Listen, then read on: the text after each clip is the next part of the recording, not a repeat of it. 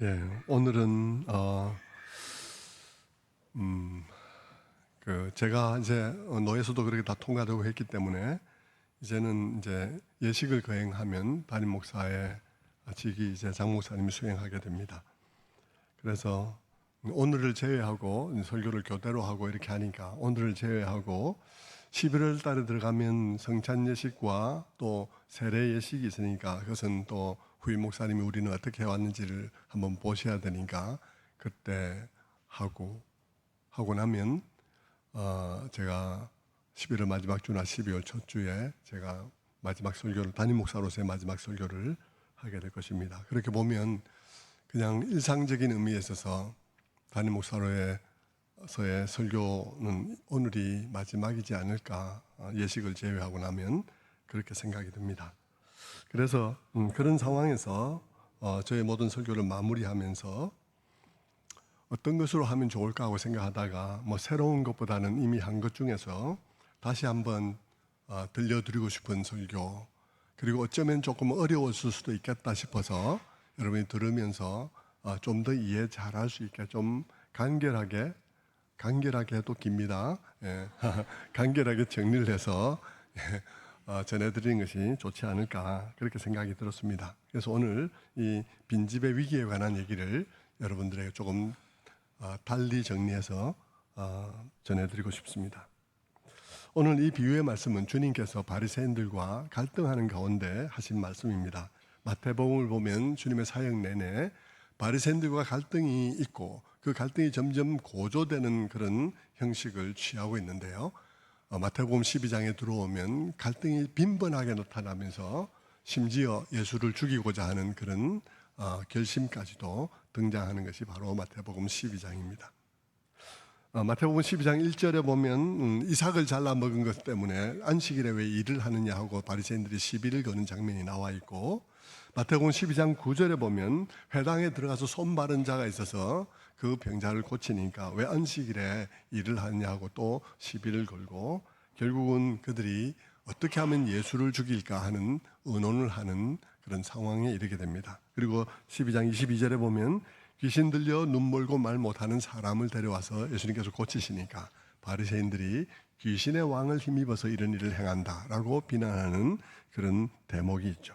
그리고 마태복음 12장 38절에 보면 서기관과 바리새인 중에 몇이 나와서 예수님께 표적을 보여달라고 말을 하죠. 다른 복음서를 보면 하늘로부터 오는 표적을 구한 것으로 이해됩니다.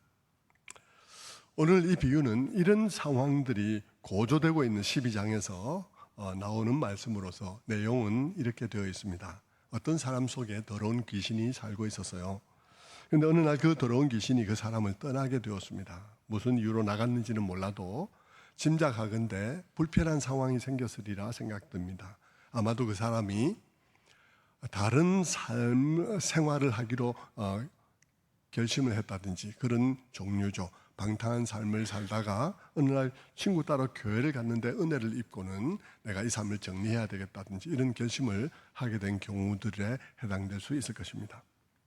그러다 보니까 이 더러운 귀신이 생활하기에는 좀 불편한 상황이 된 것이죠. 그래서 딴 데를 한번 알아보려고 나갔는데 마땅한 데를 찾지 못하다가 다시 돌아와서 그 집으로 돌아왔다는 거예요. 돌아와서 보니까 그 집으로 돌아와서 봤다는 것이죠.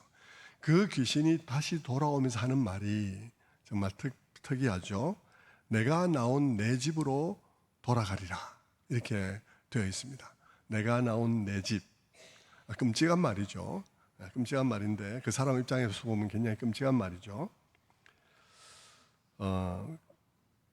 그 귀신은 나간 지 꽤 됐는데도 불구하고 자기가 있던 그 사람의 마음을 자기의 집이라고 생각을 하고 있는 것입니다. 성경은 이런 방식을 통해서 귀신의 처소가 어디인지를 은근슬쩍 암시해 주고 있습니다. 여러분, 귀신의 처소가 어디라고 생각하십니까?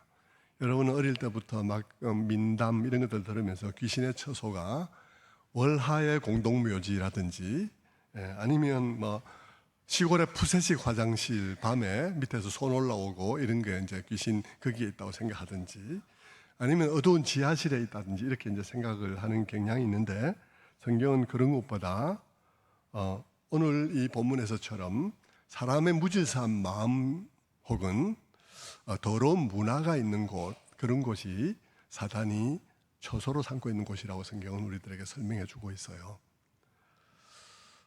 그런 사람들의 마음, 그런 사람들이 모인 그 정신 세계가 귀신이 머물기 좋아하는 그런 처소다, 이런 뜻입니다. 어쨌든 그래서 그 귀신은 자기가 나온 그 사람에게로 다시 돌아가게 되는데, 가서 보니까 그 집이 깨끗하게 소재되고 청소가 되어 있는 거예요. 모든 게 소재되고 청소되어 있다는 것은 마치 이런 거죠. 그 사람이 뭐 정신 차리고 생활을 정비했다는 것과 같은 뜻입니다. 더러운 귀신에게 그 상황은 별로 딱 편한 것은 아니죠. 더러운 놈은 더러운 데 살아야 되는 것이니까 정돈된 그런 삶의 모습이 딱 있기에 편한 것은 아닐 것입니다. 그런데 마음에 드는 게 하나 딱 있는데, 그게 뭐냐 그러면 그 집이 아직 비어있더라는 것입니다. 비어있더란 말은 무슨 뜻일까요? 그 집의 주인 행세하는 존재가 아무도 없더라 이 말입니다. 그래서 웬 횡재냐 하는 생각도 들었겠지만 이 귀신은 아주 똑똑한 놈이었던 것 같아요. 그냥 바로 들어가지 않습니다. 자기보다 더 악한 귀신 7을 데리고 들어옵니다.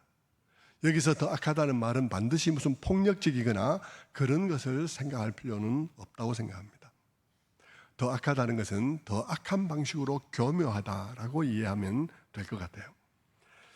사람을 더 나쁜 상태가 되게 하는 데 고수인 놈. 그래서 속이는데 더 고수여서 나빠지는, 그 사람이 나빠지는 줄도 모르고 나빠지게 할 수 있는 그런 실력을 갖춘 그런 귀신을 데리고 왔다는 것입니다. 깜짝같이 사람이 넘어갈 수 있게 할 수 있는 귀신을 데리고 왔다 이 말이죠. 그 사람은 마음을 다시 새롭게 먹고 정돈된 삶을 살면서 새 삶을 살려고 하지만, 그런 사람을 깜짝같이 속여서 어떤 일이 일어나게 한다는 겁니까? 스스로 깜짝같이 속아가지고 자기는 잘하고 있다고 생각하는 그 일이 잘하고 있는 것이 아니라 잘하고 있는 일이 되게 하는, 잘하고 있는 일이 되게 하는 그런 놈이었다는 것이죠. 그런 놈을 7이나 데리고 들어왔다는 것입니다. 그러니까 이 사람의 나중 형편이 어떻게 되었다는 것입니까?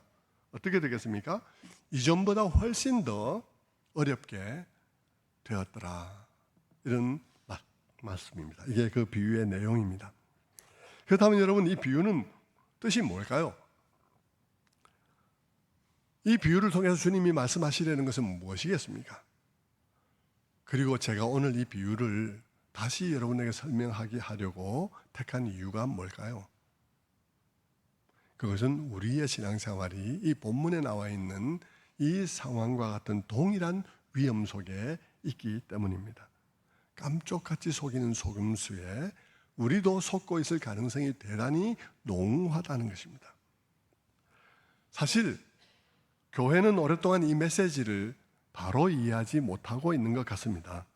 그래서 늘 위험에 빠져 있습니다. 교회가 자기도 모르게 막 속아왔죠.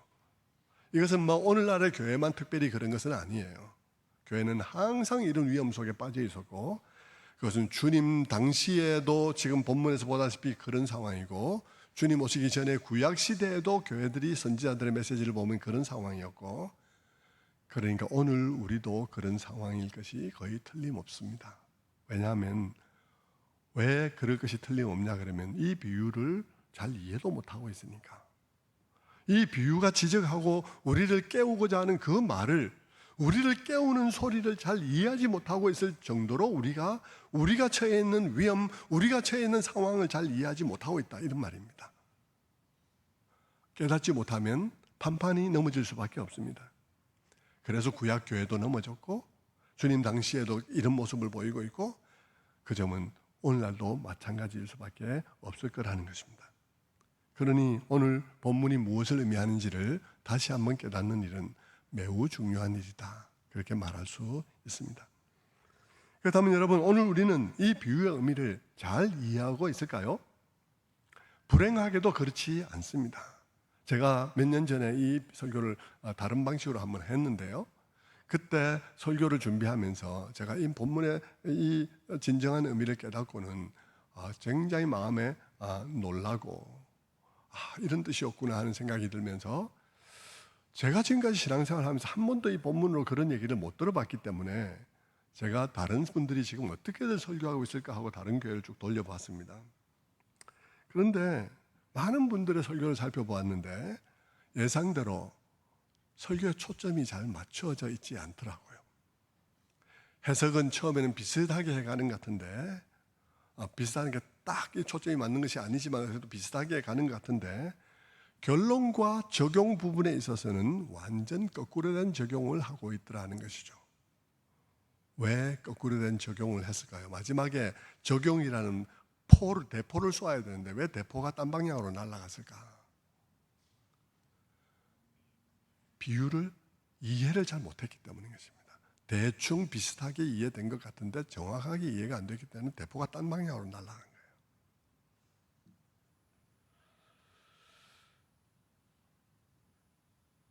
그렇다면 여러분, 주님이 이 비유를 말씀하신 이유는 뭘까요?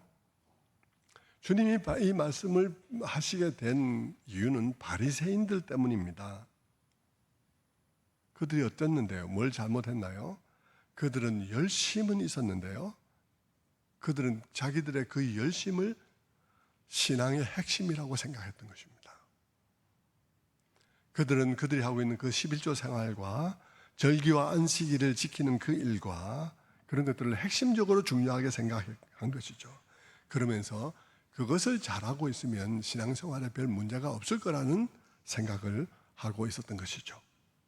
하지만 주님은 이런 종류의 지키기, 절기 지키기, 안식일 지키기, 11조 하기, 이러면서 뭘 안 하기, 저거 안 하기, 이거 저거 안 하기, 이래가지고 그런 것으로 지키기와 안 하기로 다듬어진 그들의 모습을 보면서 뭐라고 말씀하시냐 그러면 잘 청소된 빈집이라고 말을 하고 있는 것입니다. 잘 청소된 빈집요. 그 잘 청소된 빈집이라는 말에는 어떤 느낌이 들어있는데요. 어떤 느낌이 들어있을까요? 애썼다는 것입니다. 애썼죠. 생활을 정비하느라고 애썼습니다. 남들 그렇게 안 사는데 그렇게 사느라고 참 애썼습니다. 그래서 그런 노력 덕분에 경건해 보이고 잘 다듬어져 보이고 그래서 훌륭한 신앙인처럼 보입니다. 하지만 결정적인 문제가 뭐라는 것입니까? 그런 그들의 삶이 빈집이라는 것입니다. 그런 그들의 삶에 주인이 없다는 것입니다. 청소는 되었는데 주인이 없는 거예요. 이게 무슨 말입니까? 종교적으로 애를 많이 써서 모습은 참 좋아 보입니다. 뭐가 문제라는 거죠? 그런데 거기에 진짜로 있어야 될 분이 없다는 거예요. 진짜로 있어야 될 분이 없더라는 것입니다. 그 사람 안에 주인이 되어서 다스려야 할 이가 있어야 되는데 없더라는 것이죠. 그래서 종교적으로 해야 참 훌륭한 종교인입니다. 그래서 지키라는 것 잘 지켜요. 남들 보기에는 참 나무랄 데 없는 집사지요, 권사지요, 장로지요, 목사입니다. 근데 뭐가 문제죠? 그 사람 안에 주인이 없다는 것입니다. 그 사람 안에 주님이 없어요. 주님의 다스리심이 그 안에 없는 것입니다. 종교적 모양만 있는 것입니다. 그래서 종교적인 퍼포먼스는 정말 좋습니다. 주일에 출석 잘합니다. 11조 안 한 사람도 많은데 11조 잘해요. 기도 열심히 해요. 찬양할 때 손도 들고 너무 잘합니다. 다 좋은데 무엇이 문제라는 것입니까? 그 안에 예수의 다스리심이 없다는 거예요. 예수를 믿는다고는 하는데 예수의 주인됨이 없습니다. 종교적 의무는 잘 지켜서 종교적 외양은 있는데 그 예수가 그 안에 있어서 다스리는 모습은 없는 것입니다. 예수가 그 안에 있어서 매일매일 그분이 그 안에서 다스림으로 말미암아 그 감동과 그 감화로 인해서 나오는 삶, 그분의 감동으로만 인해서 살아가는 그 삶이 매일매일 그분 안에서 역사하는 그분의 역사가 그 삶 속에 없다는 거예요. 예수님 당시로 보면 바리새인들이 그랬다는 것입니다. 주님 당시로 보면 바리새인이죠. 우리는 태어나기 전이니까 그 당시는 바리새인입니다. 바리새인들의 그 상황, 아직 예수님께서 와서 십자가를 지시기 전에 바리새인들의 상황에 적용해 보면 그것은 이런 얘기가 돼요. 종교적으로 그들은 참 모범생이었습니다. 그들처럼 모범생은 없죠. 그들은 안식일이나 절기를 그들처럼 지키는 사람이 없습니다. 그들처럼 정기적으로 금식하는 사람 없고요. 그들처럼 정기적으로 기도 시간에 기도하는 사람은 없습니다. 그래서 그들의 삶은 참 종교적으로 단정합니다. 정말 청소가 잘 된 집 같죠. 그런데 그들의 문제는 뭡니까?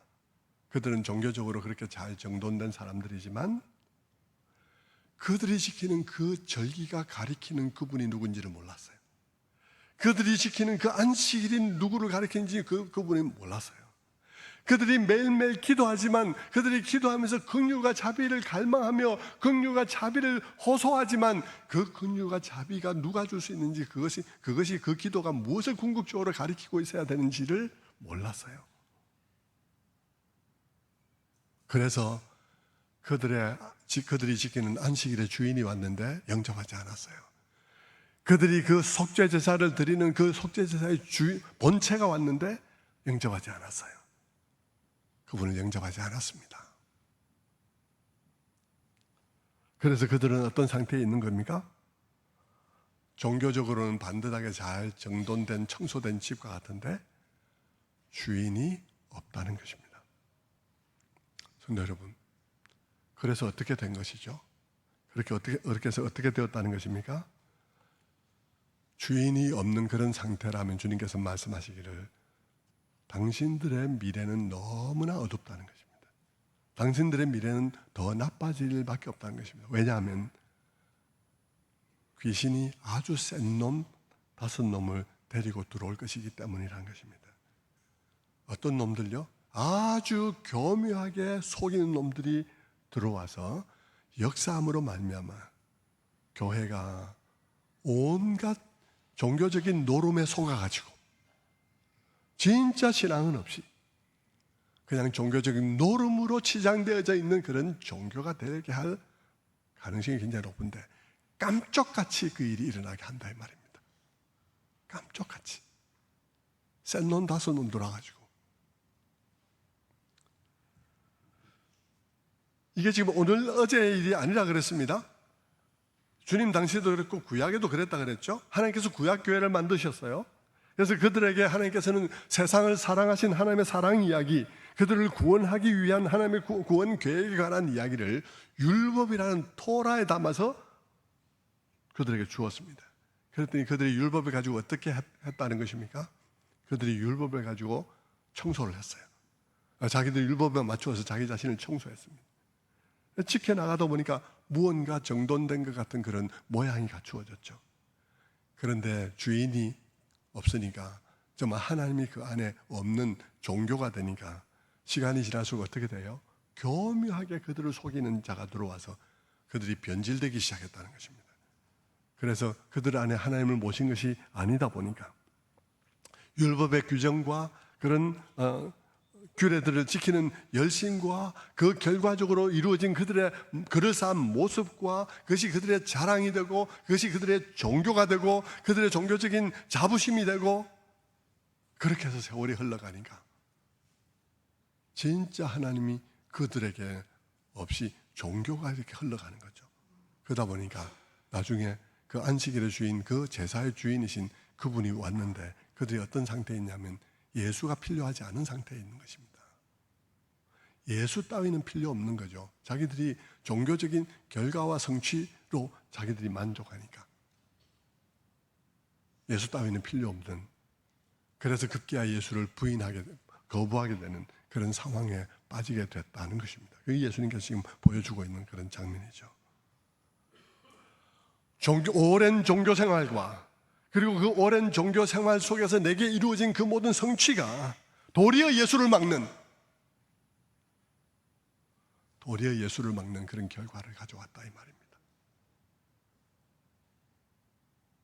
하나님이 그들을 택하여서 율법을 주었더니 그것을 따르려는 노력이 그 전에 그들 지배하던 귀신들을 떠나가게 했는데 오랜 후에 그 귀신이 다시 와서 보니까 이 사람들이 율법으로 청소는 깨끗이 했는데 주인은 없더라 이 말입니다. 하나님은 없고 종교는 있더라 이 말입니다. 종교적 예식은 있는데 그 안에 하나님은 없더라는 것이죠. 하나님의 다스리심이 없더라는 것입니다. 그 하나님으로 인해서 나타난 삶이 아니라 그들에게는 그것과 전혀 반대되는 삶이 그들에게 있더라 이 말입니다. 그래서 어떻게 했다는 거죠? 정신을 차리고 있는 듯이 보이는, 그래도 막 열심히 성경 읽고 하는 그들을 보면서 이 귀신이 나가서 이런 사람들을 더 교묘하게 속일 수 있는 더 센 놈 5놈을 데리고 들어왔다는 것입니다. 그리고는 그들의 그 종교적인 열심을 가지고 스스로 속게 하는 그런 놀라운 전략을 펼치게 되었다 이 말이죠. 그러니까 그런 상태에서 시간이 흐른 후 그들의 상태가 어떻게 된다는 것입니까? 형편이 더욱 어렵게 된다라고 말씀하시는 것입니다. 형편이 더 어렵게 된다는 말은 뭐죠? 이게 이스라엘이 구원 백성들이잖아요. 하나님께서 선택받은 백성들이잖아요. 그래서 하나님께서 선택받은 백성으로 지금까지 왔는데요. 그 예수께서 그들을 찾아왔는데 그 예수를 영접하지 않는 사람이 된 거죠. 그러니까 어떤 말이 됐다는 것입니까? 오랜 동안 종교 생활하는 가운데 그들이 어떤 사람이 됐냐 그러면 구원하기 너무 어려운 사람들이 된 거예요. 여러분 이게 말이 되나요? 예? 오랜 동안 신앙생활을 했는데 그 사람이 구원하기 너무 어려운 권사가 된 거예요. 오늘날 유대인들처럼 말입니다. 오늘날 유대인들이 율법 있고 그 구약 교회로서 지금까지 명맥을 이어왔는데 그들이 얼마나 예수를 영접하기 어렵나요? 구원하기 너무 어려운 사람들이 되어 있지 않습니까?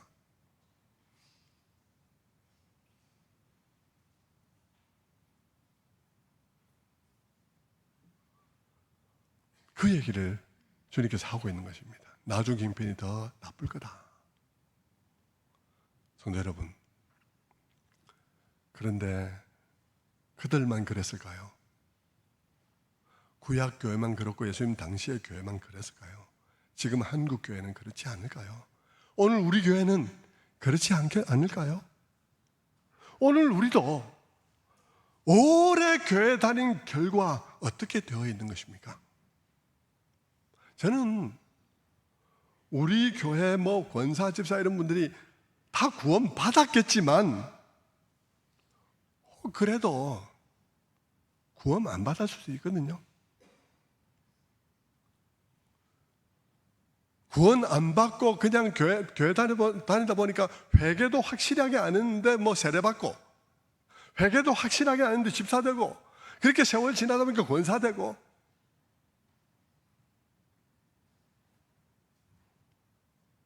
그래서 이제는 권사된 그 종교적인 성취로 인해서 예수를 영접하기 더 어렵게 된 그런 권사 없을까요? 종교는 있지만 예수는 없는 그런 종교인이 되어 있는 사람은 없을까요? 성도 여러분, 제가 오늘 이 본문을 마지막으로 이렇게 정하면서 제가 여러분들에게 꼭 남기고 싶은 질문은 그것입니다. 바로 이 질문요. 교회를 오래 다니다 보니 회개도 안 했는데 세례받고, 회개도 안 했는데 집사되고, 권사되고, 장로되고, 그래서 이제는 오래 교회 다니면서 이루어진 성취들, 그 타이틀들, 내가 무엇하는 그것이 나의 방어막이 되어서 이제는 참 진리이신 예수도 스며들 수 없는 방수 코팅이 되어 있는 그런 종교인이 되어 있지는 않을까 하는 것입니다. 그래서 참으로 예수를 받아들이기 더 어려워진 그런 빈집이 되어 있는 것은 아닐까 우리가 돌아봐야 한다는 것입니다. 여러분, 권사라고 안 돌아봐도 되는지 아십니까? 바리새인들에게 지금 예수께서 하고 계신데, 이 말을 하고 계신데, 오늘날 권사들이 바리새인보다 더 신앙생활 잘하고 있나요?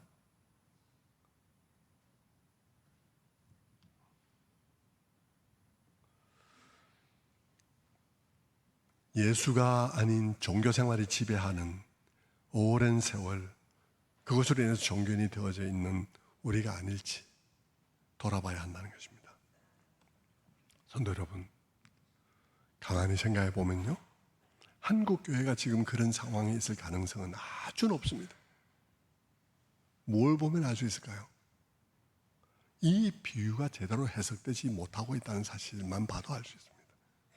예수님께서 이 문제를 지적하기 위해서 말씀하고 계신데 이 비유가 제대로 이해되지 않고 있다는 사실만 봐도 우리가 정신 차리기 굉장히 어려운 상황에 있다는 사실을 알 수가 있습니다.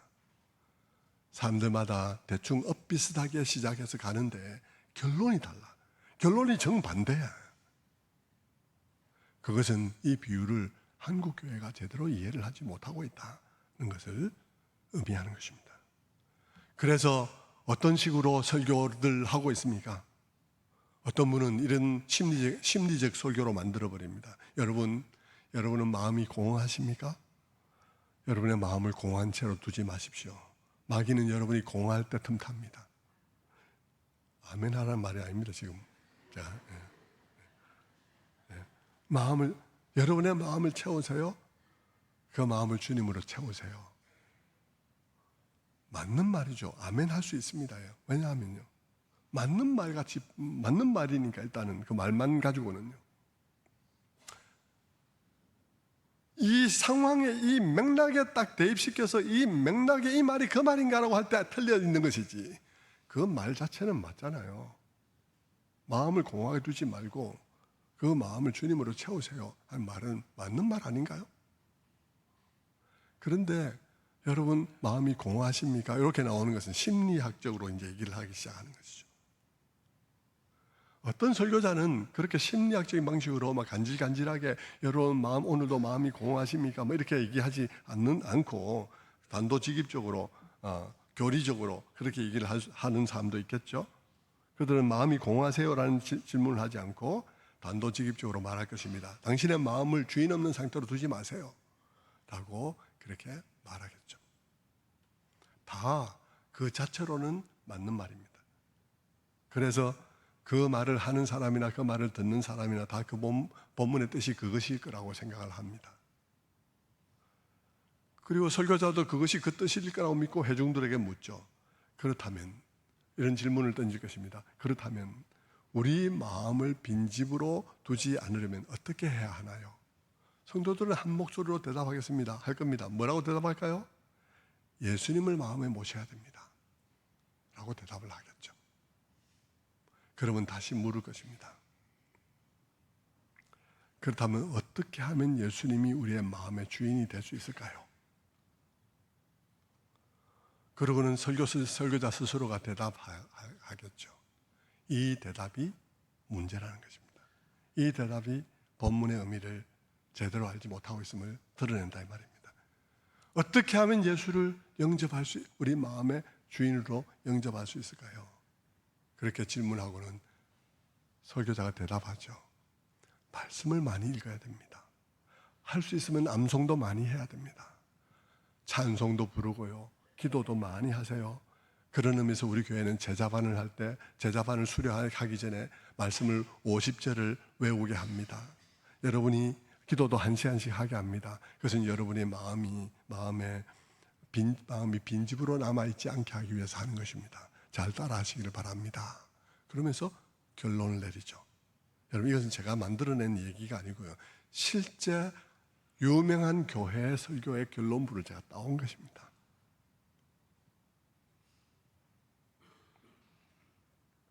그런데 여러분, 그런 말을 들으면 성도들은 어떤 반응을 보일까요? 당연히 아멘이라고 대답을 합니다. 왜냐하면 그 자체로 맞는 말이니까. 성경 많이 읽자, 성경 묵상 많이 하자, 기도 많이 하자, 그 자체로 맞는 말이니까 당연히 아멘이라고 할 것입니다. 하지만 그 순간의 아멘은 틀린 아멘입니다. 그 설교가 틀린 설교이기 때문에 분별이 없으니까 그 틀린 설교를 들으면서 틀린 아멘을 하게 되는 거예요. 성도 여러분, 지금 교회는 주님이 무엇으로 고통스러워하는지에 대해서 별로 관심이 없어요. 내가 만족하는 것은, 내가 기분이 좋고, 내가 이렇게 예배드리니까 기분이 좋고, 내가 이렇게 드리니까 느낌이 좋고, 이런 것에 사람들이 관심이 있지, 주님이 지금 교회 때문에 어떻게 괴로워하는지 주님의 마음에 별로 관심이 없어요. 주님의 심경에 너무 무딥니다. 여러분, 이 강단의 결론, 조금 전에 말씀드린 그 강단의 결론이 왜 틀렸는지 아십니까? 한국 교회가 결론을 내리고 있는 그것, 바로 그러니까 예수님을 우리의 중심의 주인으로 모시기 위해서 성경을 더욱 많이 읽자, 그러기 위해서 우리가 더욱더 한 시간씩 기도하자 하는 그것이 뭐냐 그러면요, 그것이 다 바리새인들이 제일 잘하고 있는 거라는 것입니다.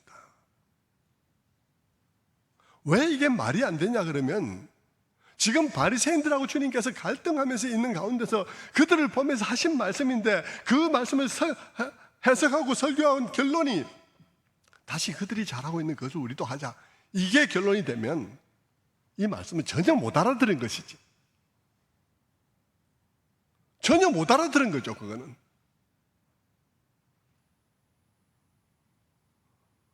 바리새인들이야말로 그것을 잘하지 않습니까? 그들이야말로 주야로 성경을 묵상하고 하루에 5번 기도하고 일주일에 3번 금식하는데, 그들보다 더 그거 잘할 수 있는 사람 누가 있나요? 그런데 예수님이 지금 그들과 갈등하고 있지 않습니까? 오늘 본문도 바로 그 갈등 때문에 나온 것 아닙니까? 그런데 오늘 이 본문을 가지고 하는 설교의 결론이 우리가 바리새인들이 잘하고 있는 그것도 우리도 열심히 하자, 이게 결론이 된다면 그게 말이 되겠습니까? 말이 안 되는 거죠. 그런 식으로 우리가 성경을 읽으니 한국 교회가 제대로 되겠냐 이 말입니다. 물론 여러분, 열심히 성경 읽자, 열심히 기도하자, 그 말은 그 자체로는 틀리지 않았습니다. 우리 열심히 해야 돼요.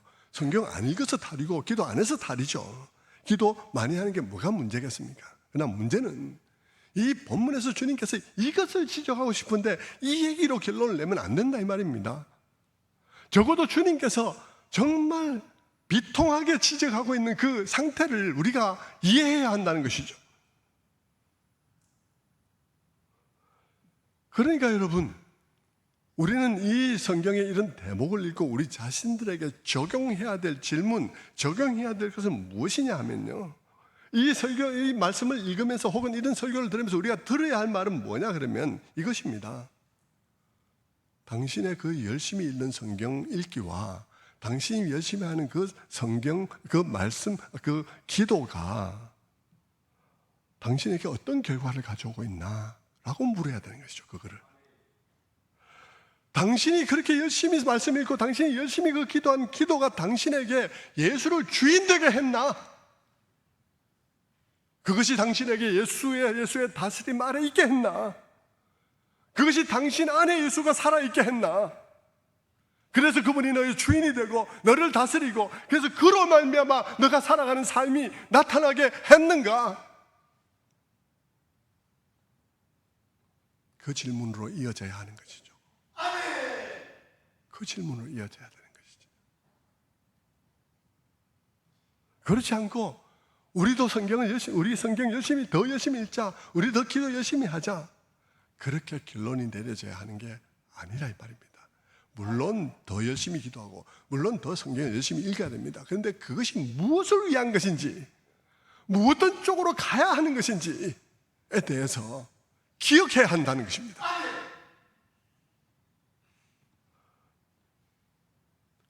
그래서 우리에게 물어야 되는 것이죠. 너의 주일 성수, 그게 결론이 뭐가 되었어 지금? 너의 11조와 너의 성경 읽기와 너의 기도 시간, 기도하기가 어디로 이어진 거야? 그것이 너의 종교적인 만족이 되고 너의 자랑과 자부심이 되고 종교적인 성취가 되어서 너가 결국 그래서 예수를 더욱 영접하기 어려운 사람이 된 건 아니냐? 라고 물어야 하는 것입니다. 내가 그런 것으로 인해서 잘 청소되었지만 주인이 없는 교인이 된 것은 아닌가? 물어야 하는 것입니다. 그런 질문을 이것을 읽을 때 우리 자신에게 하게 하는 것이 이 본문이에요. 너의 성경 읽기가 너의 안에서 예수가 사는 일이 되고, 1시간씩 하는 너의 기도 시간이 예수가 너 안에 더욱 주인이 되게 하는 일로 연결되고 있나?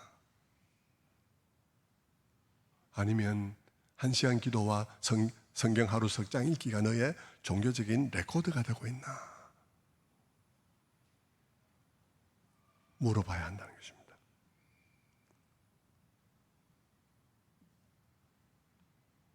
너의 신앙생활이 그런 종교적 열심으로 만족하고 그것이 권사로서의 자부심이 된 것인가? 아니면 그 모든 것으로 인해서 네 안에 정말 예수가 더 살아나고, 그래서 너가 말하고 행하는 것이 그 예수로 말미암는 그런 인간이 되었나 하는 것을 물어야 한다는 것입니다. 그렇게 하지 않는다면 그들의 형편이 처음보다 나중에 훨씬 더 심하게 되었더라 하는 말을 피할 수가 없습니다. 20년간 신앙생활해서 권사된 나의 모습이 하나님 보시기에는 예수 없고 종교만 있는 그런 형편없는 인간이 되고 말 거라는 것입니다. 그래서 구원받기 더 어려운 권사가 될 수도 있다 이 말입니다. 아직 권사가 구원을 못 받고 권사가 된 경우에 불행하게도 그런 경우가 있을 수 있으니까.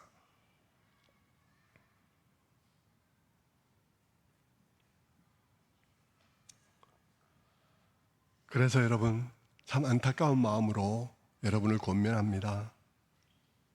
사탄의 속임수에 속지 마십시오. 기독교는 그냥 종교가 아닙니다. 기독교는 처음부터 끝까지 예수입니다. 그분의 말씀을 외는 것도 중요하지만 단순히 그분의 말씀을 외는 것이 아니라 그 말씀으로 인해서 그분이 내 안에 들어와야 되는 거예요. 그분이 내 안에 다스려야 되는 거예요. 그분이 내 안에 주인이 되어야 하는 것입니다. 그분을 노래하는 것도 중요하지만 노래로 충분한 것이 아닙니다. 내 안에 그분이 계셔야 되고 그분의 보좌를 내 안에 찬양으로 펼쳐드리는 것입니다.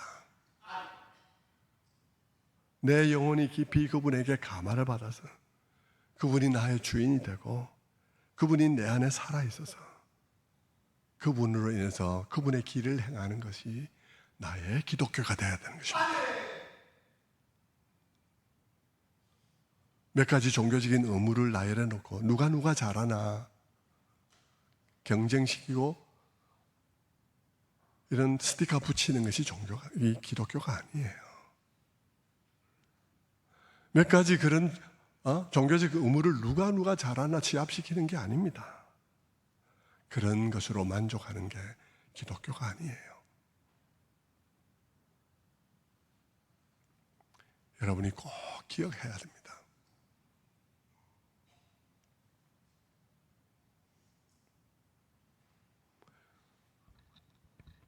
이것이 여러분, 제가 이 신약으로부터 말하면 혹시 여러분 중에는 그 신약이 어쩌다 나온 것인가 생각할지 모를 것 같아서 구약에서 이야기를 잠깐만 하고 마치려 하는데요.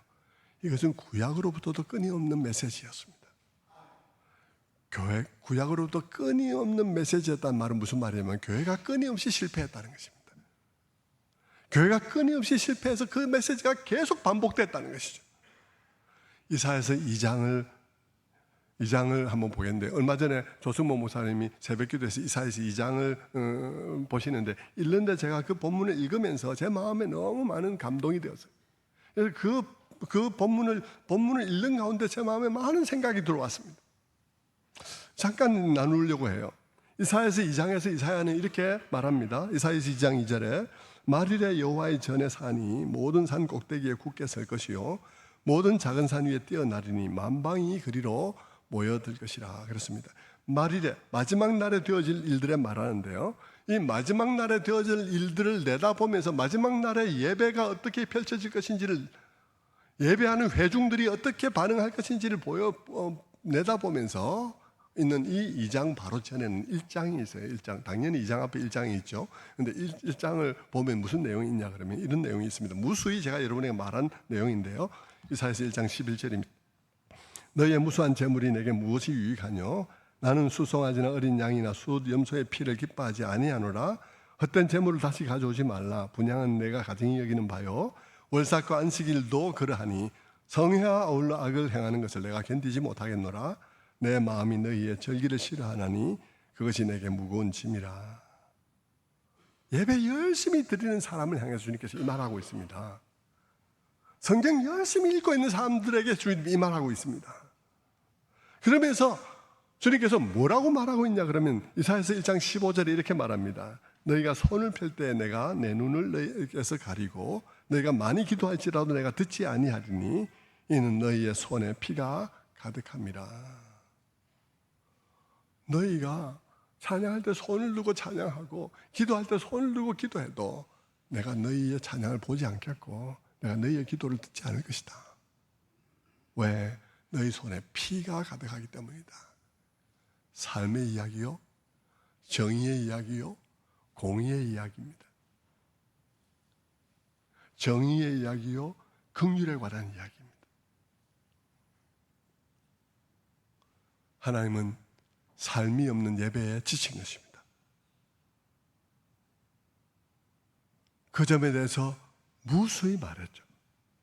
그러면서 말씀하시는 것이 2장에 조금 전에 읽었던 본문이죠. 그 2장에서는 어떻게 말합니까? 말일에 마지막 날에 일어날 새로운 예배에 대해서 주님께서 기대하는 거죠. 말일에 여호와의 성전이 있는 산이 다른 산보다 훨씬 더 높게 될 것이다. 그리고 만방이 그리로 모여들 것이라는 얘기를 합니다. 2장 2절 봅니다. 말일에 여호와의 전에 산이 모든 산 꼭대기에 굳게 설 것이요 모든 작은 산 위에 뛰어나리니 만방이 그리로 모여들 것이라. 여러분, 여호와의 전이 있는 산은 높은 산이 아닙니다. 지금도 이스라엘에 가보면요, 그것은 나지막한 언덕 같은 산이죠. 근데 그것이 모든 산 꼭대기보다 더 높게 굳게 설 것이라고 합니다. 무슨 뜻이겠습니까? 마지막 날에 주님의 십자가가 그 성전산 위에 세워질 것이고, 그렇게 되면 그 영원한 제사가 드려진 그곳이 온 세상 위에 우뚝 세워지는 것과 같을 것이다. 그래서 그 골고다, 그 성전이 있는 그 산은 땅끝에서도 보이는 그런 산이 될 것이라고 말을 하는 것입니다. 땅끝에서도 그 골고다가 보이는 그런 산이 될 것이라고 말하고 있는 것이죠. 여러분 실감 나시죠?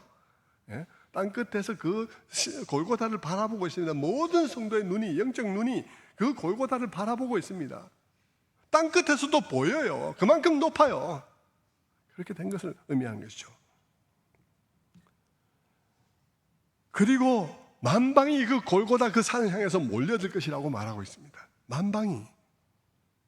그래서 사람들이 그 성전으로 모여들고 또 모여들고 올라가는데 그들이 뭐라고 말하면서 올라가냐 하면, 무엇을 기대하며 올라가냐 그러면 이사야서 2장 3절에 이렇게 말하는 것입니다. 많은 백성이 가며 이르기를 오라 우리가 여호와의 산에 오르며 야곱의 하나님의 전에 이르자 그가 그의 길을 우리에게 가르치실 것이라 우리가 그 길로 행하리라 하리니. 예배하러 올라가는 사람들이 하는 말이 이것입니다. 오라 우리가 여호와의 산에 올라가자. 그가 길을 우리에게 가르치실 것이라 우리가 그 길로 행하리라. 여러분, 저는 그 새벽에 이 본문을 읽는 가운데 제 성경에 많은 생각이 떠오르면서 많이 참 제가 감동했는데요. 그게 뭐겠습니까?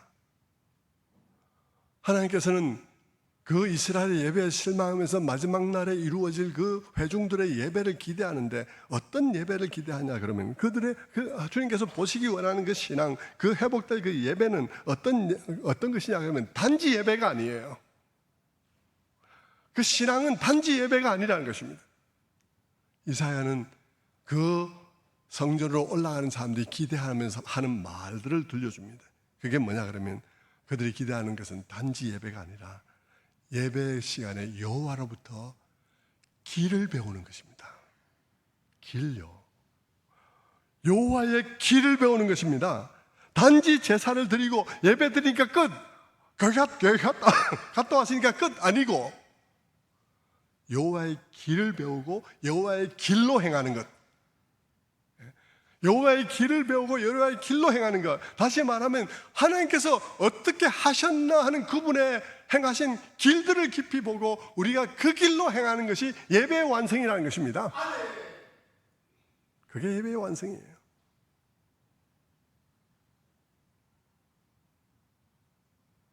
그저 우리는 예배 드리고 나면 오늘 예배 드렸다, 갔다 왔다. 너 지난주 예배 교회 갔다 왔나? 갔다 왔어. 이렇게 말하고 있는데 하나님께서 기대하는 예배는 그게 아니에요. 오라 우리가 여호와의 산에 올라져야. 그가 그의 길을 가리킬 것이다. 그리고 우리가 그의 길로 행할 것이다. 이게 예배입니다. 이게 예배예요. 그런데 여호와의 길, 그러니까 우리가 그냥 예배 드리는 게 아니라 그분이 가리키는데 그 길은 그냥 도가 아니에요. 무슨 생각을 깊이 하는 건 도가 아니고요. His ways예요. His ways. 그가 행한 길이에요. 그가 구체적으로 어떻게 했나를 배우며 우리가 그 길로 행하는 것이에요.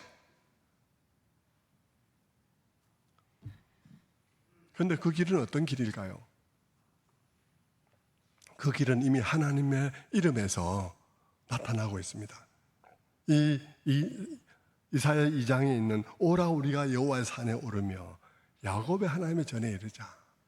그 길을, 그 하나님에 대해서, 여호와에 대해서 이사야는 뭐라 말하고 있냐면 여호와의 전에 이르자, 야곱의 하나님의 전에 이르자라고 말하고 있습니다. 야곱의 하나님이요. 그러면서 그 전에 올라가면 그가 우리들에게 그의 길을 가르쳐 줄 거라 그랬는데 그 길은 어떤 길일까요? 그 길은 그분의 사랑의 길이에요. 그분이 야곱을 어떻게 사랑하셨는지, 야곱과 같은 죄인을, 야곱과 같은 망가진 자를 어떻게 끝까지 사랑하셨는지 그 사랑의 길을 보여줄 거라는 것입니다. 그리고 그 길에 감동받은 그들이 다시 그 길로 행하는 일들이 일어나게 될 것이라고 말하고 있는 것이죠.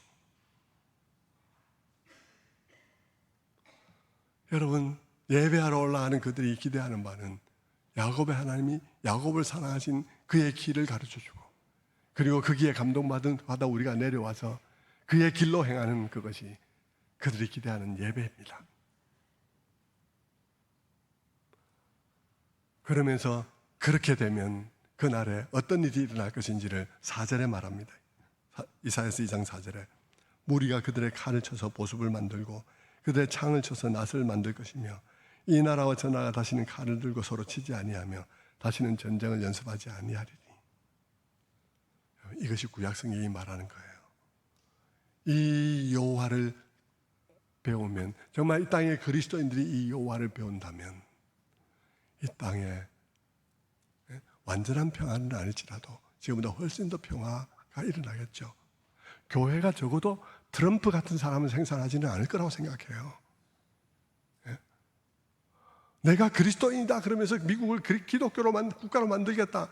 교회가 어찌 그런 사람을 생산해낼 수 있을까요? 저는 그렇게 할 수 없다고 생각합니다. 보십시오. 칼을 쳐서 보습을 만들고 창을 쳐서 낫을 만들 것이라. 이 나라와 저 나라가 다시는 칼을 들고 서로 치지 아니하며 다시는 전쟁을 연습하지 아니라 어떻게든 다른 길을 모색하는 사람이 생산되겠죠. 왜 제가 구약의 말씀을 살펴봤나 그러면요, 구약에서도 같은 얘기를 하고 있다는 것입니다. 하나님께서 예배 열심히 드리는 사람, 성경 열심히 묵상하는 사람, 기도 열심히 하는 그들에게 하나님께서 뭐라 하나요? 너희들에게 나의 길이 안 보인다는 것입니다. 내가 행한 길이 너희를 통해서 나오지 않는다는 것이죠. 네 안에 내가 없다 이 말입니다. 너희들은 종교적인 예식만 있지 정말 네 안에 내가 있어서 내가 너희를 감화시켜서 내 말이 너희를 감화시켜서 거기서 나오는 삶이 없다 이 말입니다. 그런데 그런 상황에 있는 그들에게 하나님께서 뭐라 말씀하신 거죠? 그런 그들에게 텅 빈 집, 하나님이 없어서 종교가 되어버린 그들의 텅 빈 종교에 사단이 들어가서 친구들 데리고 들어가니까 상황이 점점 더 나빠지는 것이죠. 그래서 어떻게 되었다고요? 그들이 그렇게 엄숙하게 지키는 안식일의 주인이 와도 영접할 수 없는 구원하기 가장 어려운 사람들이 된 것입니다. 말씀을 맺겠습니다. 성도 여러분, 성경은 처음부터 끝까지 우리의 기도, 우리의 예배, 그게 나쁘다는 게 아니라 너희의 기도와 너희의 예배가 결국 어디로 이어졌나를 묻습니다. 그것이 결국 하나님이 너희 안에 있게 하는 결과를 가져왔나, 예수 그리스도가 너희 안에 있게 하는 결과를 가져왔나, 그래서 그분이 너를 통해서 사는 역사가 일어났는가 묻고 있는 것이죠. 물론 한 술에 배부를 수는 없어요. 어떤 사람들은 첫 번째 계단, 어떤 사람 두 번째 계단 이렇게 가지만 결국 너희들의 연수가 그것이 더욱더 확보되는 방향으로 가고 있느냐를 묻고 있는 것입니다. 그것이 제대로 되면 어떤 일이 일어날까요? 그렇게 된 사람이 있나요? 예, 우리는 그런 예를 볼 수가 있습니다. 그 예가 누구죠? 바울 같은 사람입니다. 바울은 뭐라고 고백하나요? 바울은 갈라디아서 2장 20절에서 그의 신앙을 이렇게 고백합니다. 내가 그리스도와 함께 십자가에 못 박혔나니 그런즉 이제는 내가 사는 것이 아니요 오직 내 안에 그리스도께서 사는 것이라. 이제 내가 육체 가운데 사는 것은 나를 사랑하사 나를 위하여 자기 자신을 버리신 하나님의 아들을 믿는 믿음 안에서 사는 것이라. 문제는 우리입니다. 우리 안에 예수가 사는 삶이 더 깊어지고 있습니까? 저는 여러분들에게 정말 이 자리를 빌어서 간곡하게 부탁드립니다. 여러분 자신에 대해서 깨어 있으십시오. 그리고 여러분은 다른 누구와 비교하지 마십시오. 다른 교회 누구와 비교하지 마십시오. 우리 교회 누구와 비교하지 마십시오. 여러분은 성경과 비교해야 됩니다. 성경을 기준으로 여러분을 생각해 봐야 돼요. 그리고 자기를 지켜야 됩니다. 그것이 여러분이 싸워야 될 믿음의 싸움입니다. 그 싸움을 승리로 이끌어가게 되는 여러분 되시기를 주님의 이름으로 축원합니다.